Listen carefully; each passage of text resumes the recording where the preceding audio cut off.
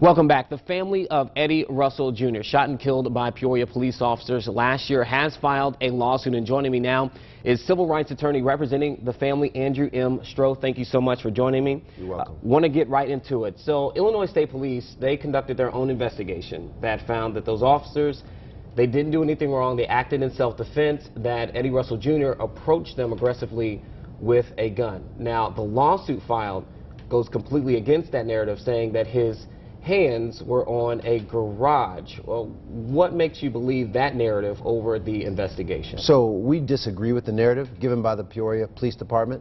If I believe the narrative given by police across the country, what would you say about Freddie Gray? What would you say about Laquan McDonald? What would you say about Walter Scott?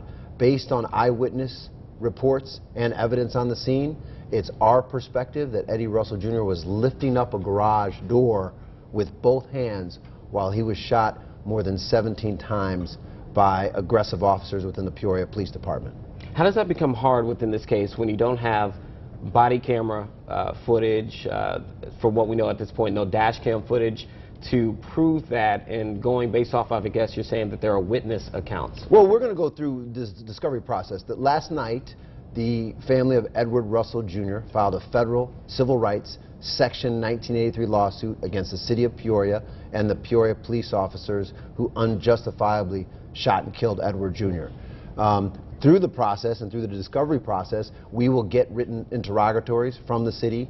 We will do depositions of the officers, and we think that the federal lawsuit is the best vehicle to find out the truth of what really happened. We disagree with the narrative given by the police, and in the city of Peoria, there's what's called a Monell claim. A Monell claim is a pattern, practice, and custom of the use of excessive and unjustified and unconstitutional force. And that's what's going on in Peoria.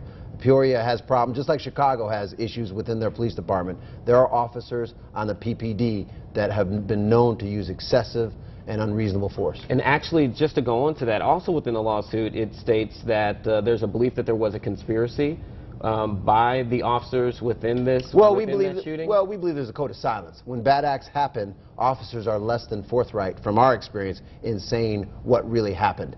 This situation is pretty simple. Edward Russell Jr. was suffering a mental health crisis. At that moment in crisis, instead of helping a young man in mental health crisis, the officers used a military-style approach and tactics that resulted in the unjustifiable and unconstitutional death of Edward Russell Jr. And we think, as it relates to the conspiracy allegation, that there's a code of silence.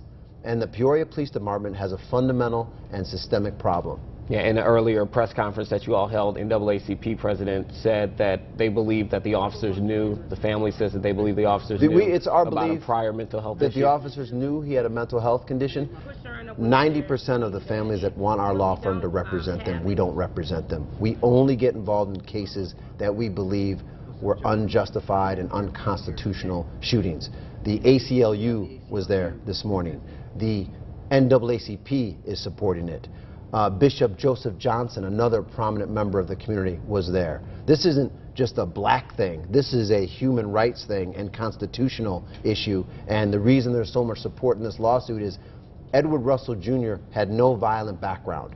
He had a history of mental health issues. And those officers were very much aware of his issue, and they still executed him on September 20th, 2017. And my last question to you, because of that, how would you play in and address the